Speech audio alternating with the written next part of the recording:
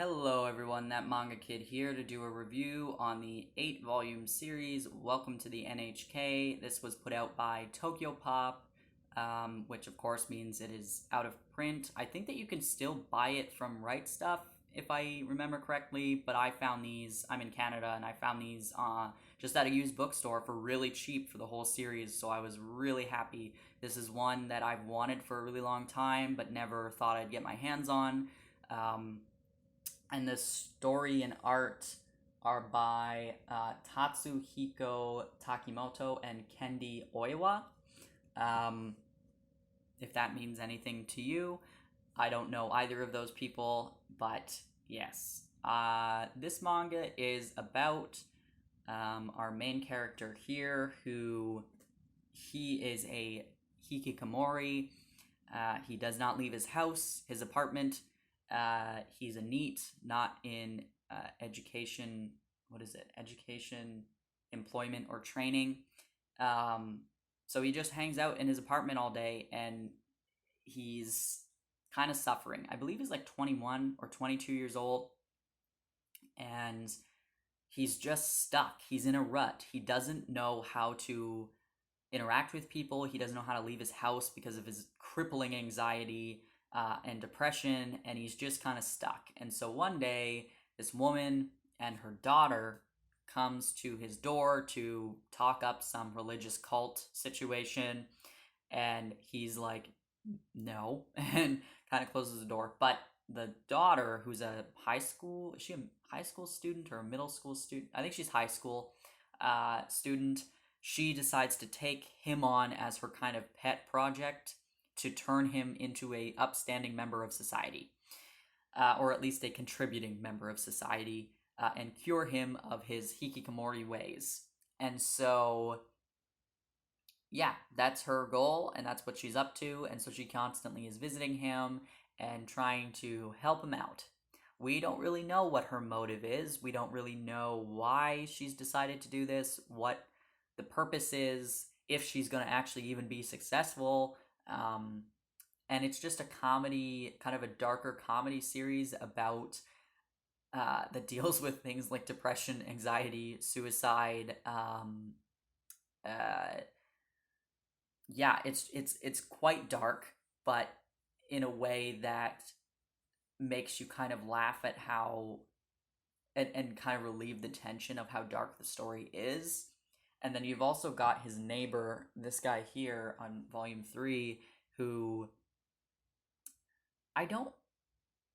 he is at home a lot, but I think that he does have a job, and I think that he's in school or something. But anyway, he wants to make a hentai video game, and specifically centered around lollies. And so they delve into trying to make this video game, this lolicon video game that is hentai, and it's really, it's a little uncomfortable, but I mean, it is what it is, and it wasn't enough to, like, I knew what I was getting into. I knew what this story was, and I knew that it was sexually explicit, and I knew that it involved this high school girl, and that it involved some kind of porn video game. So I knew what I was getting into, and I knew that it wasn't going to bother me enough to not read the series. But if that's something that's going to bother you, this is not the series for you. Take a pass. But this is very heavily into otaku culture. And so I would not recommend this series for somebody who is newer to like manga and anime and stuff. This is definitely for somebody who is a bit more well-versed on otaku culture, because you may not get all the references. It may not be as funny to you. It may be quite confusing and or disturbing. But I really enjoyed the series. I thought it was very funny. I thought the characters were, I don't think they're supposed to be likable, and I don't want to say that I liked them, but I enjoyed the commentary on how they live their lives, and how crippling anxiety and depression can be. But when you just look like a freeloader in your 20s, to everybody else into society, you're a failure and you're a loser and you're sucking resources out of everybody else, but it's legitimately mental illness um, that's causing these people or this character to live this way. And it's a story of this high school girl trying to take this all on herself and get this 22-year-old dude to be a member of society. And it's very interesting and very um, thought provoking, even though it's just kind of a dark comedy. But yeah, it's quite fascinating, and I really enjoyed it. The art is quite funny. Like the faces are quite good. Um, it's just kind of doing its own thing. But the art style definitely suits what's going on in this series, and it doesn't take away from or anything. Yeah, the faces are really the comedy gold, but yeah, it's a lot of fun if you are somebody who this sounds like it would appeal to. I remember back in the day when I was much younger, I tried watching the anime because it's always been something that's fascinated me. Um, and I knew I'd enjoy it, but when I tried watching the anime, I think I was just too young for it. I tried and I just lost interest very quickly. I only watched a couple episodes, I think, and it just wasn't the time to read it. Whereas now I am 20, I actually just turned 23, but when I read this, I was 22, and I'm the same age as the main character, and it was very fascinating to me to read this because if I had read this in the past, I was very much in that same kind of headspace as the main character, but just at a slightly younger age. But now I'm in my early 20s, and it's very fascinating to me to compare my life to his and to see, like, wow, I'm 23. If I was living this way, how would my family react? How would my friends react? How would society view me?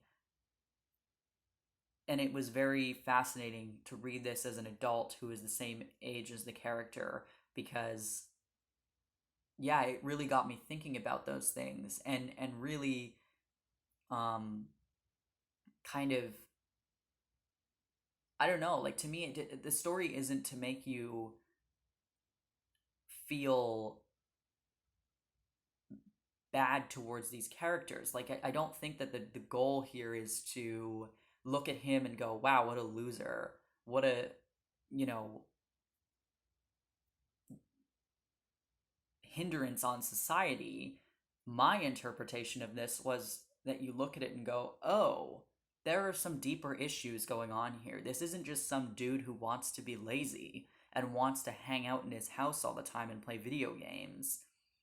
It's somebody who clearly needs help but doesn't know how to ask for it, doesn't know what he needs, and doesn't know how to even bring up the topic with his family. And when you get farther into the series, it does really go into his family. His parents are so concerned, and but you can see that they don't know what to do because when they try to help him, it's not actually helping him.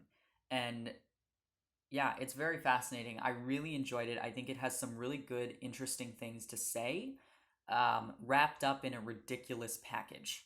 Um, yeah, it's got some very good topics that it covers and discusses, hidden amongst the bizarre kind of comedy.